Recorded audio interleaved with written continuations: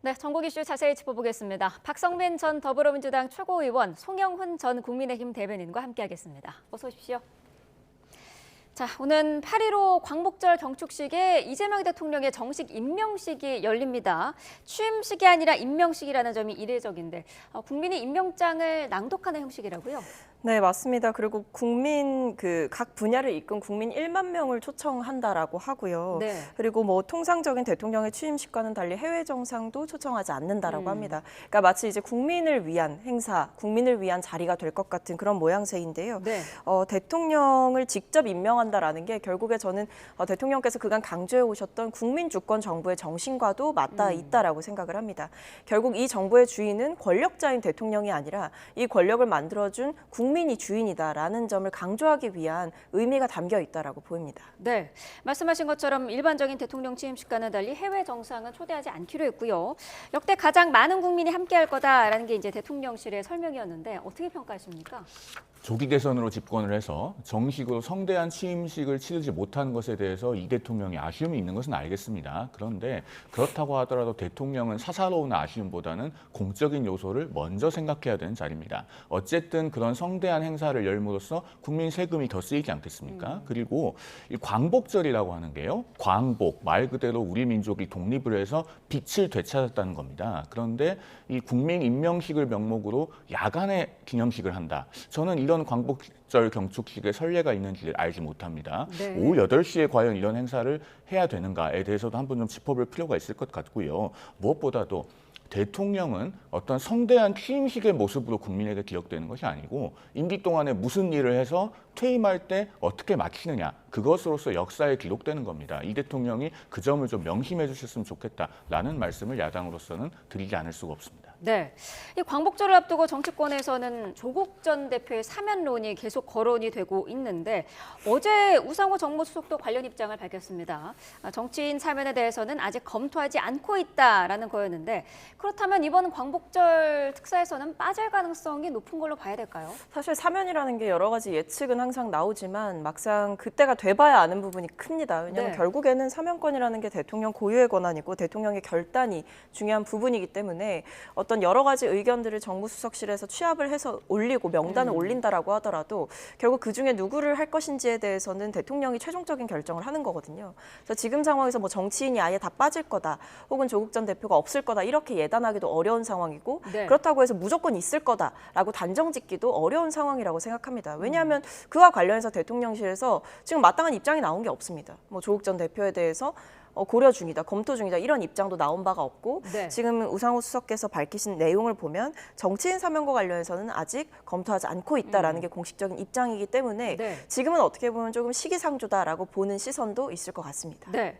국회의장이 직접 교도소를 찾아서 면회한 사실도 알려졌고요. 민주당에서는 뭐 이미 죗값을 치렀다 이런 이야기도 나오던데 법조인으로서는 어떻게 들으셨습니까? 조국 전 장관이 작년 12월 12일에 교도소에 갔죠. 그리고 징역 2년의 실형을 선고받고 복역 중이니까 지금 아직 8개월이 채 지나지 않았습니다. 그런데 죗값을 다 치렀다라고 하는 것은 어불성설이다라는 생각이 들고요. 네. 80년대 그 탈주범 지강원 씨가 유전 무죄를 얘기해서 우리 국민들의 마음에 큰 울림을 줬습니다. 그런데 오늘날에 보면요, 유권 사면 무권 복역이 아닌가라는 생각이 듭니다. 그러니까 정치인이나 대기업 총수처럼 사회적으로 힘이 있는 사람들은 매년 이렇게 광복절이나 3.1절이나 기회가 될 때마다 사면이 논의되고 실제로 사면 복권이 됩니다. 그런데 일반인들이 이렇게 조국 전 장관처럼 입시 비리를 저질러서 감옥에 가도 과연 이렇게 절반도 지나지 않은 시점에서 사면이 논의될 수 있을 것인가? 이걸 생각해 보면은 지금 조국 전 장관에 대한 사면 논의가 얼마나 국민 눈높이에 맞지 않는 것인가라고 하는 것이 여실히 드러난다라고 생각됩니다. 네, 각계각층의 탄원서도 접수가 되고 있고 사실 지금 분위기는 만들어지고는 있는데 아직 대통령은 고민하고 있는 모습이거든요. 어떤 이유가 있을까요? 뭐 일단은 현안이 많기 때문에 뭐 지금 이제 관세 협상이라던가 이런 굵직한 현안들이 있지 않습니까? 네. 그래서 뭐 지금 상황에서 사면에 대해서 뭐 명단을 뭐 확정을 하고 이럴 단계는 아닐 것으로 생각이 되고요. 이게 결국에는 앞서도 말씀드렸듯이 이제 결단의 문제이기 때문에 뭐 그렇게 쉽게 빨리빨리 할 수 있는 문제도 아닙니다. 그래서 종합적인 의견 검토라든지 여론 수렴 이런 절차가 있을 것으로 보이고 결국 이게 사면이라는 게 대통령 고유의 권한이기도 하지만 엄청나게 큰 권한을 한 번에 쓰는 것인 만큼 결국 국민들의 여론 역시도 신경을 쓸 수밖에 없거든요. 그래서 오히려 지금 상황에서 정치인 사면에 대해서 거리를 두는 모양새는 결국 어떤 국민 여론의 분열을 막기 위함이 아닐까라는 생각이 들고 네. 특히 정부 초기 동력에 조금이라도 해가 될 수 있는 부분들은 가급적 피하려고 하지 않을까 그런 좀 조심스러운 모습들이 담겨 있지 않을까라는 생각을 해봅니다. 네. 시기의 문제일 뿐 조국 전 대표에 대한 사면은 있을 것이다라는 분석이 많은데요. 어떤 의견이실까요? 사면 자체가요. 지금 조국 혁신당과의 일종의 대선 거래처럼 보일 수 있기 때문에 이런 사면이 논의되는 것 자체가 대단히 부적절하다라고 지적하지 않을 수 없습니다. 조국 혁신당이 이번 대선 과정에서 대선 후보를 내지 않았고 네. 당이 사실상 이재명 후보를 지지하는 모습을 대선 기간 내내 보여주지 않았겠습니까? 네. 그러면서 조국 혁신당의 김선민 대표 대행은 이재명 대통령이 취임 선서하고 그날 그 7당 대표들을 불러서 오찬을 하는 자리가 있었습니다. 그 자리에서도 조국 전 장관이 있었더라면 좋았을 것이다라는 취지의 이야기를 했죠. 그러면 그런 것들을 봤을 때 국민들께서는 지금 사면까지 거론되는 상황에서는 그러면은 조국 혁신당이 대선 후보를 내지 않아서 표를 분산해주지 않았기 때문에 그것에 대한 일종의 정치적 보상 개념으로 사면을 해주려는 것이 아닌가 이렇게 보일 수밖에 없습니다. 네. 사면권이 그렇게 한 번 정치적 거래의 대상이 되면 아마 다음 개헌 때는 사면권 자체를 없애자는 이야기가 나올 겁니다. 그러니까 제도 자체를 아예 형해화시키는 그런 길로 가지 마시고 사면권은 본래 취지에 맞게 정말 억울한 사람들, 예를 들면 최근에 61년 만에 무죄 구형을 받은 최말자 씨 같은 분들, 그런 억울한 분들을 구제해 주는데 사용하는 용도로 써주십사라는 말씀을 드립니다. 네. 자, 다음 이슈 짚어보겠습니다. 정부의 새로운 대북 정책에 대한 여러 가지 목소리가 나오고 있어요. 어제 김여정 북한 노동당 보부장이 당화를 발표를 했죠. 우리 측의 유화적인 움직임에 흥미 없다 이렇게 선을 그었는데 여기에 통일부가 입장을 냈습니다. 일희일비하지 않겠다면서 평화 공존을 위해서 노력을 일관되게 추진하겠다라고 밝혔습니다. 어떻게 보셨습니까? 그러니까 뭐 일단 이제 북한 측에서는 계속 좀 강경한 입장을 내고 있는 것 같아요. 적대적인 두 국가론을 이제 공식 입장으로 취하기도 했고 그 시기가 뭐 얼마 되지도 않았습니다. 그렇기 때문에 지금 북한은 뭔가 일관되게 좀 적대적인 메시지를 내고 있는 것 같다. 물론 뭐 최근에는 여러 가지 이제 대북 확성기 방송이라던가 이런 걸 중단하게 되면서 뭐 북한도 이제 호응하는 일이 있었고 했지만 네. 어쨌든 강경한 입장을 내고 있는 것은 맞고 뭐 북중러의 밀착도 최근에 이제 계속 심화가 되었었기 때문에 그런 여러 가지 이제 국제 정세적인 부분도 있는 것 같습니다. 그리고 뭐 최근에는 아무래도 이제 미국과의 동맹 이런 부분이 이제 우리나라 차원에서 굉장히 많이 대두가 되고 있는 상황이다 보니 네. 북한 차원에서 미리 어떤 선을 긋고 뭐 주도권을 가져가려는 그런 모양새일 수도 있는 것이고요. 근데 어쨌든 북한의 어떤 이런 강경한 입장이 있다라고 하더라도 결국 평화를 향해 가야 되는 길은 또 있는 것이기 때문에 그게 오히려 정말 우리 국익을 위한 길이기도 하기 때문에 그런 부분에 있어서 이 통일부 측에서는 일희일비하지 않겠다. 그러나 네. 어떤 현실은 인지하고 있다. 이런 입장을 내고 있는 것으로 보입니다. 네, 정동영 통일부 장관은 한미연합훈련 조정을 대통령에게 건의하겠다라는 뜻도 밝혔습니다. 여기에 대통령실은 국방부 또 외교부 등의 의견을 들어보고 판단하겠다는 입장인데 사실 여러 가지 측면에서 우려하는 목소리도 있어요. 그렇습니다. 가장 우려되는 지점은 북한의 김여정 부부장이 한미연합훈련에 대해서 비난하는 메시지를 내고 그 직후에 정동영 통일부 장관이 한미연합훈련을 축소할 수도 있다는 가능성을 시사하는 발언을 한 대목입니다. 네. 어제 김여정의 발언 중에 어떤 문장이 있었냐면 우리의 남쪽 국경 너머에서는 그러니까 여전히 적대적 두 국가론을 고수하고 있기 때문에 국경이라는 표현을 씁니다. 그러면서 침략적 성격의 대규모 합동 군사 연습이 연속적으로 감행돼서 소연이 거칠 날이 없을 것이다. 이렇게 강도 높은 비난을 했어요. 그런데 그 직후에 정동영 통일부 장관이 한미연합 군사훈련의 조정을 이재명 대통령에게 건의하겠다라고 밝혔습니다. 그러면 이것은 세 가지 문제가 있습니다. 첫 번째, 북한이 바라는 바예요. 그리고 두 번째로 그 자체로 이런 발언이 한미 동맹에 나쁜 영향을 끼칠 수가 있습니다. 그 다음에 세 번째로 북한과의 대등한 대화도 어렵게 하죠. 북한이 강도 높은 비난을 하면은 우리 정부의 주요 당국자가 그 요구대로 하는 모습을 보여주면은 대등하게 대화가 되겠습니까? 그리고 한 가지 더 나아가서 지적하자면은 한미연합훈련은 한미 동맹에 있어서 굉장히 중요한 문제이기 때문에 외교부 장관 또 국방부 장관의 의견을 충분히 듣고 조율을 해야 됩니다. 통일부 장관이 그런 의견을 조율한 상태에서 이런 발언을 했는가 이 부분도 짚어볼 대목이라고 생각합니다. 네. 전해드린 것처럼 지금 통일부 입장과 국방부 또 외교부, 이 국방의 문제와 외교의 문제 또 다르기 때문에 이 부분을 다루는 곳에서는 약간 또 비판적인 입장도 있거든요. 네, 물론 이제 뭐 우려점은 분명히 있을 수 있다라고 생각을 하고 한미 연합 군사훈련에 대해서 결국 여기에 대해서 어떻게 결정을 하느냐가 결국에 이재명 정부의 대북 정책의 잣대가 될 거다 이렇게 보는 시각도 분명히 있습니다. 네. 뭐 그만큼 큰 일이기도 하고요. 근데 저는 이제 대통령실 측에서 밝힌 입장을 보면 뭐 통일부의 입장을 고지고대로 따르겠다 이게 아니라 뭐 국방부의 의견도 듣겠다라고 하고 있고 지금 이제 NSC 실무조정회의가 이제 열리는데 네. 그 자리에서 이 문제가 중요하게 논의가 될 거라고 하니까 이제 실무자들 간의 여러 가지 협의와 내용 교류가 오갈 것으로 보입니다. 그래서 네. 저는 지금 상황에서 뭐 통일부의 입장이 있다라고 하더라도 그것이 정부의 입장으로 곧장 갈 수는 없는 것이다. 정부의 최종적인 결론으로는 갈 수 없는 것이다라고 보고 있고 뭐 여러 가지 우려의 대목을 국방부 차원에서도 이야기를 하지 않겠습니까? 아무리 이제 어떤 대북 정책과 관련된 기조가 있다라고 하더라도 이게 어떤 우리나라의 안보라던가 여러 가지 뭐 방어 태세라던가 이런 부분에 있어서 그리고 한미 동맹에 있어서 어떤 영향을 끼치는지를 종합적으로 평가해 볼 필요가 있습니다. 특히 지금은 미국과의 관계 설정이나 관계 관리가 굉장히 중요한 시점이기 때문에 네. 하나하나가 조심스러운 상황입니다. 그래서 저는 충분히 고려가 될 것으로 보이고 네. 기조는 가져간다라고 할지라도 실익이라든지 내용 측면에서는 놓치지 않는 결정이 충분히 있을 수 있다라고 보고 있습니다. 네, 덧붙이실 내용이 있으실까요? 오늘 이제 국가안보의 실무조정회의에서 네. 이재명 대통령이 만약에 어떤 메시지를 낸다면 대단히 중요하다고 생각합니다. 그러니까 정동영 장관의 말대로 한미연합훈련을 축소할 수 있는 가능성을 조금이라도 시사하게 되면 지금 당면에 있는 관세 협상에 대단히 악영향을 미칠 수 있습니다. 오히려 정동영 장관을 질책하면서 한미동맹에 대한 굳건한 의지를 보여주는 메시지가 더 필요한 시점이 아닌가 생각이 돼요. 왜냐하면은 지금 그 관세 협상에서 이제 3일밖에 남지 않지 않았습니까? 그런데 그 주한미군의 역할을 확대하는 한미동맹의 현대화가 협상 테이블에 오르고 있다라고 언론에 보도되고 있습니다. 그 역할인즉슨 결국 한미 동맹의 전력을 인도태평양 전역으로 확장하자는 것이거든요. 그런데 오히려 한미 연합 훈련마저 축소한다라고 하면은 미국은 한국이 과연 아시아 지역에서 동맹의 중요한 파트너로 기능할 수 있을 것인가 여기에 대해서 큰 회의감을 갖게 될 것이고 네. 결국에는 관세 협상에까지 악영향을 미칠 수밖에 없습니다. 지금 안보와 경제가 분리되어 있는 시대가 아니기 때문에 네. 이 부분을 이재명 대통령이 매우 엄중하게 인식할 필요가 있다라는 말씀을 드립니다. 네, 자 오늘 열리는 국가안보회의에서 어떤 내용들이 언급되는지 지켜봐야 될 것 같습니다. 다음 상황 짚어보죠. 국민의힘의 내부 상황이 좀 복잡합니다. 계파 갈등 내홍에 특검 수사까지 영향을 받고 있는데 이번에는 홍준표 전 대구시장이 신천지 경선 개입설을 꺼냈죠. 영상 보고 대담 이어가겠습니다.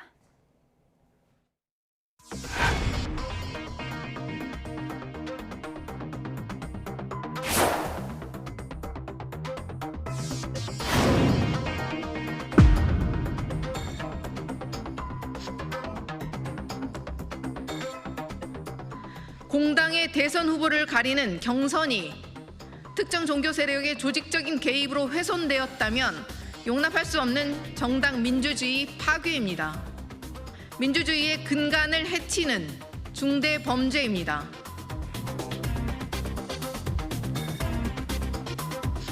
신천지가 가입했다는 증거는 없습니다. 갑자기 인원수가 26만 명 책임당원이 늘어나고 했는데 그거에 대해서 민주당도 똑같이 우리보다 더 늘어났습니다.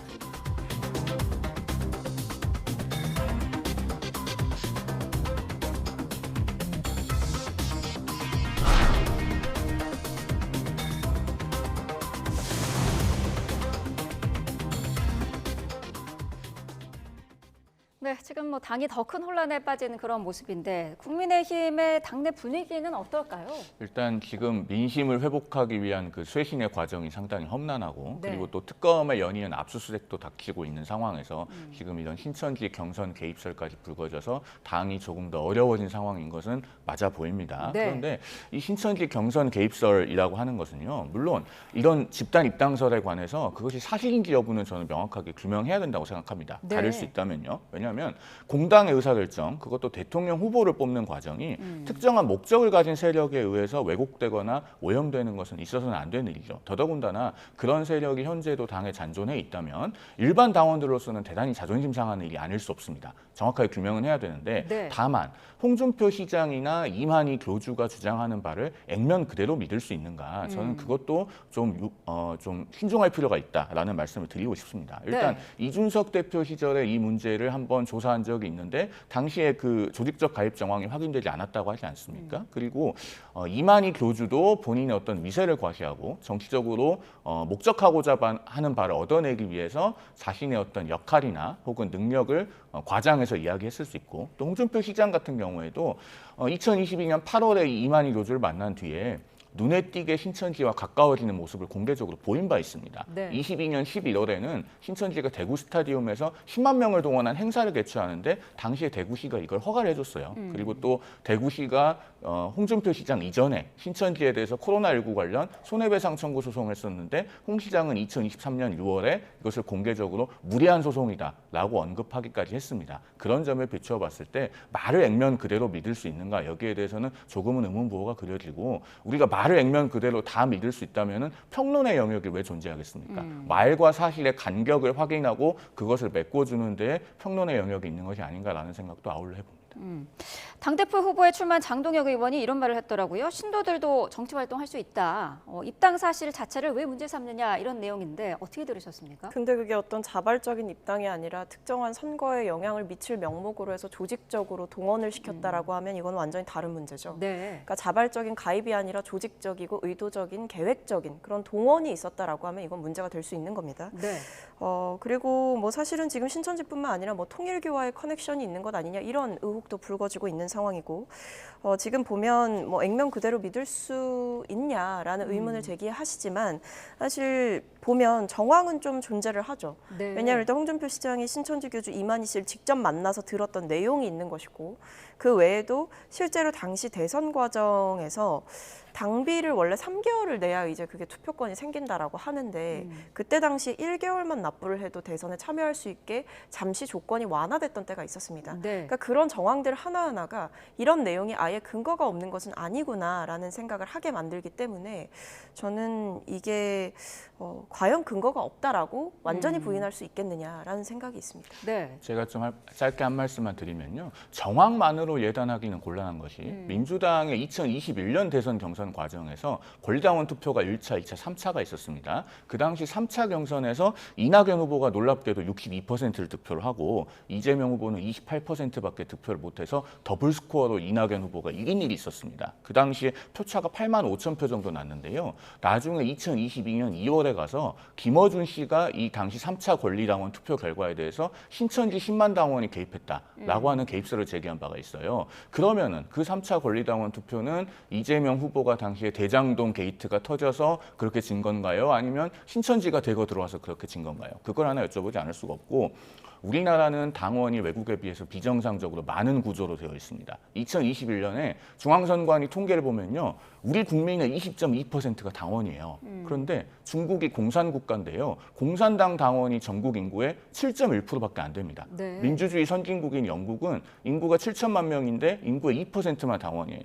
190년 역사의 보수당이 인구가 17만 2천 명, 노동당은 43만 2천 명입니다. 그런데 우리나라는 민주당이 권리당원 119만 6천 명, 국민의힘은 76만 5천 명이거든요. 그러면 그 당원이 어디서 왔겠는가라고 하는 현실을 좀 직시할 필요가 있습니다. 동원된 당원들, 매집된 당원들이 우리 정치권에 널리 존재하는 것이 엄연한 현실이고 이것에 관해서는 사실은 양당이 모두 다 정당의 기초를 건강하게 만들도록 노력해야 되는 것이 아닌가라는 말씀을 드립니다. 반박하실 내용이 있으실 것 같아요. 근데 민주당 경선 얘기를 끌어오는 것은 저는 부적절하다라고 생각하고요. 지금은 어쨌든 어떻게 보면 내부 고발자 아닙니까? 홍준표 전 대구시장이 탈당을 네. 하시기는 하셨습니다만 사실은 보수 정당에 굉장히 오랫동안 몸담고 계셨던 분이고 이분이 직접 이만희 교주를 만나서 들었던 내용을 토대로 해서 여전히 국민의힘에 잔존하고 있는 또는 어떤 특정 종교 세력이 뭔가 개입을 하고 있다라는 부분에 대해서 의혹을 제기했다라고 하고 실제로 그때 당시에 제가 말씀드렸듯이 당비를 납부하는 조건을 완화시켜서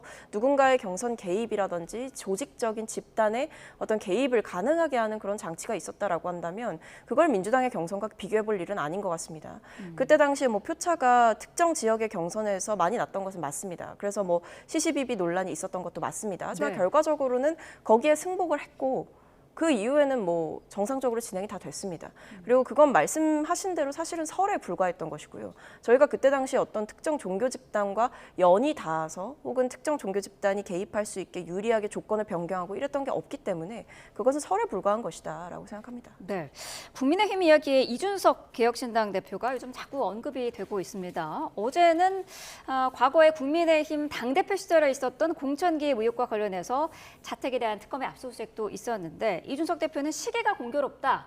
이거 지금 정치적 의도가 섞인 거 아니냐 이런 반응이었어요. 어떻게 들으셨나요? 그 시기가 공교롭다는 이야기는 이준석 의원이 할 계제는 아니라고 생각합니다. 네. 왜냐하면은 어제 압수수색이 있었습니다만은 그 압수수색 시점은 오히려 민중기 특검팀에서 개혁신당의 전당대회 일정을 고려해서 배려해 준 것이라고 보는 것이 맞아요. 자, 같은 그 공천 개입 의혹에 관해서 윤상현 의원이 지난 8일에 압수수색을 받았습니다. 그리고 보통 수사기관은 하나의 사건에 대해서 여러 명의 사건 관계인들이 있으면 동시다발적으로 압수수색을 하고 싶어 해요. 네. 그러면은 그 시점에 아마 이준석 의원에 대한 압수수색도 필요하지 않나라고 검토를 했겠지만 이미 하루 전인 7일부터 개혁신당이 전당대회 일정이 시작돼서 후보 등록을 받고 있었습니다. 그러면은 비록 소수 야당이라고 해도 특검이 전당대회 기간 중에 압수수색을 함으로써 야당의 전당대회에 개입한다는 그런 시선을 받고 싶지는 않지 않았겠습니까? 더더군다나 이준석 의원은 지난 20일에 미국으로 출국해서 26일에 귀국을 했어요. 27일은 전당대회 결과 발표 당일이었습니다. 이런 모든 사정을 고려해서 전당대회가 끝날 때까지 기다렸다가 압수수색을 한 것이 맞다. 즉 오히려 특검이 절차적으로 배려했다고 보는 편이 더 정확할 것이다라는 말씀을 드립니다. 네, 송원석 국민의힘 비대위원장이 이 압수수색에 대해서 한마디를 했는데 개혁신당이 확실하게 선을 그었습니다. 관심을 꺼달라라고까지 이제 얘기를 했었는데 국민의힘과 좀 엮이기 싫다, 묶이기 싫다 이런 분위기였던 것 같아요. 그렇습니다. 뭐 지금 이제 천하람 원내대표의 말을 보면 윤석열, 김건희와 함께 이제 일탈행위를 한 국민의힘의 주요 구성원, 그러니까 사실상 뭐 어떻게 보면 공범이 될 수가 있는 거죠. 적극적인 공범과는 다른 성격의 것이다라고 이야기를 하고 있는 거고, 물론 뭐 수사 결과를 지켜봐야겠습니다만 그 공천 개입에 대해서 이준석 당시 당대표가 얼마나 알고 있었고 그것을 어떻게 묵인했는가 혹은 아예 몰랐는가 이런 부분들은 이제 수사를 통해서 드러나야 되는 부분들인 거고, 근데 그와 별개로 지금 적극적으로 엮여 있다라고 알려진 의원들이 국민의힘 내부에는 좀 있는 거 아닙니까? 뭐 윤상현 의원이 사실은 대표적인 것이고, 그러니까 그런 계제와는 다르다라는 것을 개혁신당은 얘기하고 싶어하는 것 같습니다만, 네. 근데 저는 개인적으로 뭐 지금 판단할 단계는 아닌 것 같다. 왜냐하면 당대표였기 때문에 과연 그런 부분을 몰랐을 수가 있겠느냐라는 의문이 있습니다. 아무리 공관위원장이 따로 있었다라고 하더라도 그 사실을 최소한 알 수는 있었던 위치에 있지 않았나. 그러다 보니까 이런 수사의 필요성에 대해서 충분히 공감할 만하다. 그리고 말씀해 주셨지만 변호사님께서 이 특검이 사실은 뭐 이준석 의원의 해외 출장 일정이라던가 이런 걸 다 배려를 해준 게 맞아요. 그렇기 네. 때문에 여기에 대해서 아마 개혁신당도 너무 강하게 반발하기에는 꽤나 명분이 없어서 궁색할 겁니다. 개혁신당이 이렇게 국민의힘에 대해서 확실하게 선을 그는 그런 모습에 대해서는 어떤 입장이신가요? 아무래도 지금 이준석 의원은 이 사안 자체를 굉장히 정치적인 것으로 몰고 가고 싶어 할 겁니다. 그런데 이제 압수수색을 당했으니 앞으로 예정되어 있는 것은 그런 본인의 특검 조사 아니겠습니까? 네. 그런 상황이기 때문에 자꾸 사안을 정치화시켜야 사안의 본질로부터 눈을 돌릴 수 있는 것이 아닌가 그런 생각이 듭니다. 그렇기 때문에 국민의힘에서 송원석 비대위원장은 이 국회의원의 압수수색이라고 하는 문제의식을 가지고 이 부분을 지적을 했는데, 그것에 대해서도 다소간 날선 반응을 보이면서 우리는 민주당과도 다르지만 국민의힘과도 다르다라고 하는 것을 보여주고 싶었던 것이 아닌가 싶어요. 그런데 이준석 의원의 당면한 과제는 앞으로 있을 특검 조사를 잘 받는 것이다라는 말씀을 역시나 드리지 않을 수가 없습니다. 네, 민주당은 이 국회 체포동의안이 만약에 넘어오면은 바로 처리하겠다라는 입장이더라고요. 네, 맞습니다. 이제 국회로 체포동의안이 넘어오면 바로 처리를 하겠다라는 게 지금 당장 이제 당대표 후보들의 목소리이기도 하고요. 네. 그 외에도 뭐 서영교 의원 같은 경우에도 이준석 의원의 체포동의안이 오면 뭐 순리대로 간다 뭐 이런 이야기를 하고 있는 상황이라서 어떤 국회의원에게 부여되는 뭐 특권 이런 부분에 대해서 뭐 정당성을 부여할 생각이 없다 이런 부분을 강하게 밝히고 있는 거고 네. 결국 특검에서 지금 밝히고 있는 게 전방위적인 이 대통령 부부의 공천 개입이고 그와 관련된 사람들에 대해서는 책임을 지워야 된다라는 게 명확한 상황이기 때문에 거기에 대한 입장을 표명을 하는 상황입니다. 네. 그렇다면 개혁신당의 앞으로의 모습은 어떨까요? 지금 뭐 출발부터 위기를 맞는 거 아니냐 이런 얘기도 있던데요. 그렇죠. 사실 그리고 지금 공천 개입 의혹이라고 하는 것이 가장 주된 인물이 김영선 의원 아니겠습니까? 네. 그리고 명태균 씨죠. 그런데 이 김영선 의원, 명태균 씨와 2024년 총선 직전에 3월 1일 하동 킬불사에서 같이 홍매화를 심은 게 누굽니까? 한 사람은 개혁신당의 현 대표인 이준석 의원이고 또 한 사람은 개혁신당의 현 원내대표인 천하람 의원입니다. 그러면은 두 사람 모두 이 특검의 시선으로부터 자유로울 수 없고 앞으로 수사 내지는 조사의 대상이 될 거예요. 그렇기 때문에 개혁신당이 특정 인물에 대한 의존도가 대단히 높은 상황에서 당의 운명이 어떻게 보면 풍전등화에 이르렀다라고 보여지는 상황입니다. 그렇기 때문에 이준석 의원이 앞으로 있을 특검 조사를 대비하는 것이 중요하지 지금 다른 어떤 정치적인 문제에 눈을 돌릴 겨를이 없을 것이다라는 말씀을 드리는 겁니다. 네, 알겠습니다. 두 분 말씀 여기까지 듣겠습니다. 박성민 전 더불어민주당 최고위원, 송영훈 전 국민의힘 대변인과 함께했습니다. 고맙습니다.